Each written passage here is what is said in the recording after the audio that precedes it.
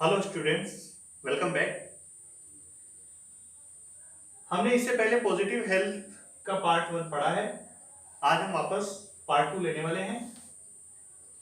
इससे पहले हमने डेवलप्ड और डेवलपिंग कंट्रीज की फिजिकल हेल्थ के बारे में और मेंटल हेल्थ के बारे में भी पढ़ा। आज उससे हम आगे ले रहे हैं डॉक्टर्स एटीट्यूड। जो डॉक्टर्स होते हैं डेवलप्ड कंट्रीज में, उनका एक हेल्थ के बारे में क्या एटीट्यूड है।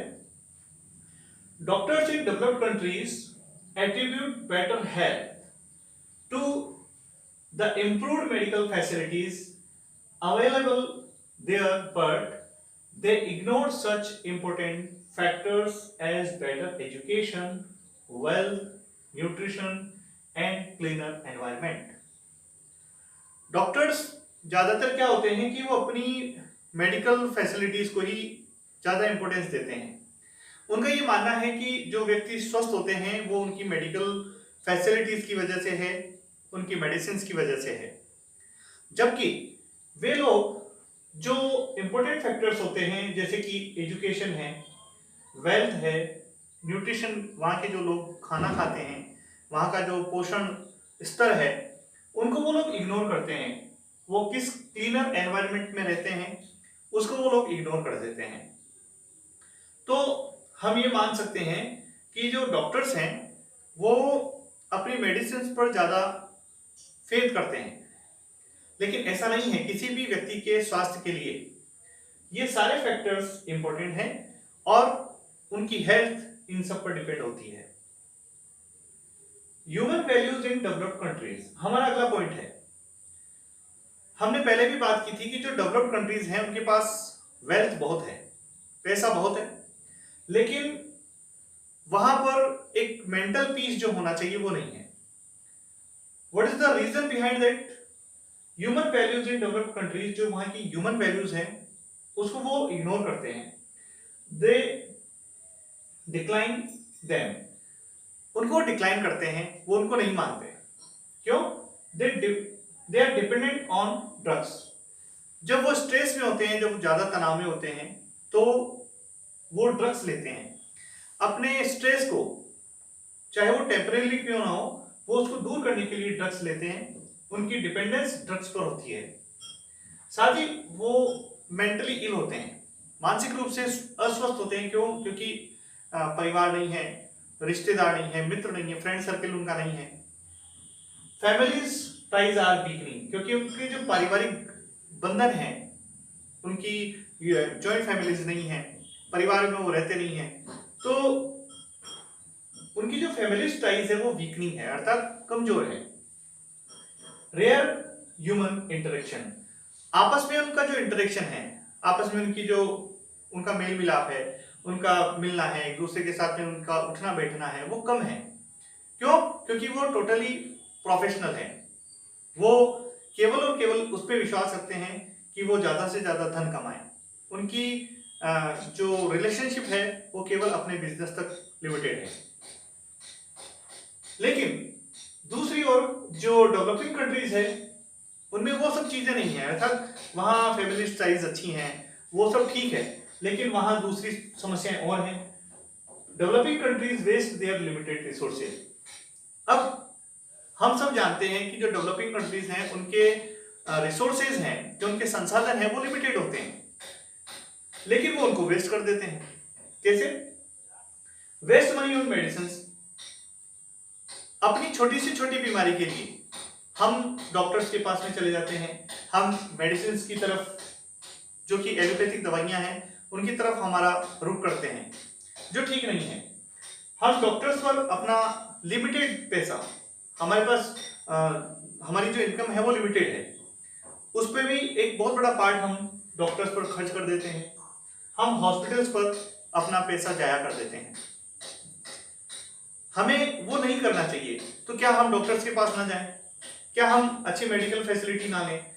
हाँ, वो जरूरी है। हमें बहुत कुछ गंभीर बीमारियां हैं, उनके लिए डॉक्टर्स पर डिपेंड होना जरूरी है, हमें मेडिसिन लेना जरूरी है। लेकिन जो छोटी छोटी समस्याएं हैं, जैसे सर्दी है, खांसी है, जुकाम है, बुखार है, हल्का फुल्का, उसमें भी हम डॉक्टर्स के पास चले जाते हैं। हमारा लिमिटेड हमारी जो मनी है उसको हम डॉक्टर्स पर खर्च कर देते हैं। तो हमें क्या करना चाहिए, हमें हमारी ट्रेडिशनल वे पर आना चाहिए, हमें हमारी होम रेमेडीज पर भी बिलीव करना चाहिए।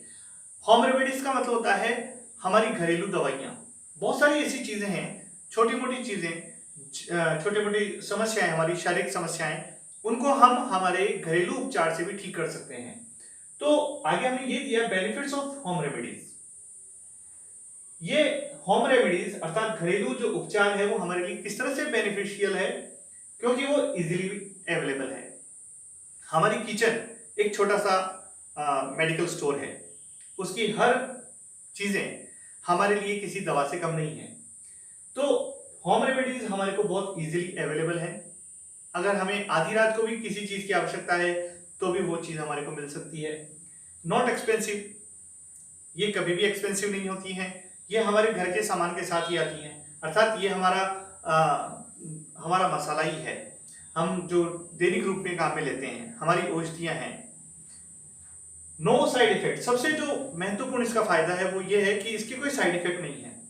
ये हमें ठीक भी करती हैं, हमारे शरीर के लिए अच्छा भी रहती हैं, इनके कोई साइड इफेक्ट नहीं है। जबकि यहाँ ऊपर हम देखते हैं, जब हम डॉक्टर्स के पास जाते हैं तो जो वो हमें एलोपैथिक दवाइयाँ देते हैं उनके साइड इफेक्ट्स होते हैं। वो हमें तत्काल ठीक तो कर सकती हैं, लेकिन उनका एक जो बुरा प्रभाव है वो हमारे शरीर पर हमेशा बना रहता है। अब यहां देखेंगे कि एनिमल्स अपने आप को किस तरह से फिट रखते हैं। हम तो डॉक्टर्स के ऊपर डिपेंडेंट हैं, हम क्योंकि प्रकृति ने हमें मस्तिष्क ज्यादा अच्छा दिया है, डेवलप दिया है, तो हम उसका दुरुपयोग भी करते हैं। लेकिन जहां दूसरी ओर जानवर हैं, वो अपने आप को कैसे फिट रखते हैं। हमें कभी भी किसी जानवर को किसी डॉक्टर के पास जाते हुए नहीं देखा। किसी को ब्लड प्रेशर नहीं है, किसी को शुगर नहीं है, किसी को कोई अन्य प्रकार की बीमारियां नहीं है। क्यों? तो हमें ये समझना होगा कि जो जानवर होते हैं, शाकाहारी जानवर होते हैं, वो अपने शरीर में नमक की पूर्ति कैसे करते हैं। आपने अक्सर करके देखा होगा कि वो मिट्टी को चाटते हैं, वो किसी दीवार पर जो खार लगा हुआ है उसको चाटते हैं। क्यों? क्योंकि वो अपने शरीर में नमक की पूर्ति को मेंटेन रखते हैं। उसके अलावा वो उतना ही खाते हैं, दे आर सेल्फ कंटेंटेड, वो उतने संतुष्ट हैं कि जरूरत से ज्यादा भोजन नहीं करते हैं। लेकिन हम इंसानों में ऐसा नहीं है, हमें कभी कभी कोई चीज हम स्वाद के अनुसार भी खा लेते हैं, कभी कुछ ज्यादा भी खा लेते हैं, कभी भूख लग रही है तो हम उसको नहीं खाते हैं। यानी कि हम अपने बॉडी सिग्नल्स को फॉलो नहीं करते हैं। लेकिन जानवर इन सब चीजों को देखते हैं। जो शाकाहारी जानवर है उनकी तो हमने बात की। मांसाहारी जानवर हैं, जब उनको इंडाइजेशन होता है तो वो अपने आप को फिट कैसे रखते हैं, वो लोग भी शाकाहार पर आ जाते हैं। जैसे कोई लाइन है, कोई टाइगर है, अगर उनको इंडाइजेशन की प्रॉब्लम है तो फिर वो मांसाहार नहीं लेते हैं, उनका सेवन नहीं करते हैं। तो वो अपने अंदर की जो आवाज है उसको फॉलो करते हैं। तो हमें अपने आप को फिट रखने के लिए जो हमें बॉडी सिग्नल्स मिलते हैं, जो हमें नेचर ने दिया है, उस पर हमें ज्यादा डिपेंड रहना चाहिए। Body signals role similarly parents role in suppressing them. हर जीव जो प्रकृति ने पैदा किया है उसको कुछ ना कुछ बॉडी सिग्नल्स मिलते हैं। बॉडी सिग्नल हमें क्या हेल्प करते हैं, हमें अपने आप ही भूख लगती है, हमें छींक आती है, हमें जमाई उबासी आती है, कई हमारे सिग्नल्स हमारे को मिलती हैं। हमें एक समय होता है तो हमें नींद आती है, हमें थकान महसूस होती है। तो हमें उनको फॉलो करना चाहिए, हमको उनको समझ करके उनके अनुसार काम करना चाहिए। लेकिन हम उन सिग्नल्स पर ध्यान नहीं देते हैं। जिस समय भूख लग रही है उस समय खाना नहीं खा रहे हैं, और जिस समय भूख नहीं है उस समय हम खाना खा रहे हैं। तो अपने आप के सिग्नल्स को वो सप्रेस करना है, और ये शुरुआत हो जाती है बचपन से ही। Parents role in suppressing them. छोटे बच्चे होते हैं तो उनकी जो मदर्स होती हैं वो जब उनको भूख नहीं है तभी उनको खाना खिला रही हैं, और जब वो भूख से रो रहे हैं तब उनकी ओर कोई ध्यान नहीं दिया जा रहा। तो ऐसे में उनके जो सिग्नल्स हैं वो वीक होने शुरू हो जाते हैं बचपन से ही। तो हमें यहाँ पर समझना होगा। इसके बाद जब बच्चे बड़े होते हैं तो पेरेंट्स उनके ऊपर अपनी महत्वाकांक्षाओं का बोझ डाल देते हैं। दे आर एम्बिशियस, तो हमें समझना होगा एज ए पेरेंट्स कि हम अपने बच्चों पर प्रेशर ना डालें, उनके सिग्नल्स को अच्छे से हम डेवलप होने दें। बॉडी सिग्नल्स हमारी क्या हेल्प करते हैं? They help us in achieving good health. Body signals हमारे को एक अच्छी हेल्थ लेने के लिए, प्राप्त करने के लिए मदद करते हैं। Our concerned parents put too much pressure on their children। जो ओवर कंसर्न पेरेंट्स होते हैं, जो जरूरत से ज्यादा चिंतित माता पिता होते हैं, वो अपने बच्चे पर प्रेशर डाल देते हैं, जिसकी वजह से बच्चों के सिग्नल्स दब जाते हैं। अर्थात सिग्नल से तात्पर्य यही है कि जो हमारे अंदर से स्वतः ही एक चेतना है, एक प्रेरणा है, जो हमें किसी कार्य को करने के लिए प्रेरित करे, वो सिग्नल्स है। लेकिन अनफॉर्चुनेटली जब हम डेवलप होते हैं, हम जब तक युवा होते हैं, तब तक हमारे जो सिग्नल्स हैं उनको कई सारे कारणों की वजह से दबा दिया जाता है। और अब जो पॉजिटिव हेल्थ है, उसके एंड में हम जो इसका कंक्लूजन है वो ये है कि एक्सपेक्टेशन एंड रेस्पॉन्सिबिलिटीज। हमारी एक्सपेक्टेशन क्या है, हमारी रिस्पॉन्सिबिलिटीज क्या है? एक्सपेक्टेशन हम सब लोगों की है कि हम पॉजिटिव हेल्थ को एंजॉय करें।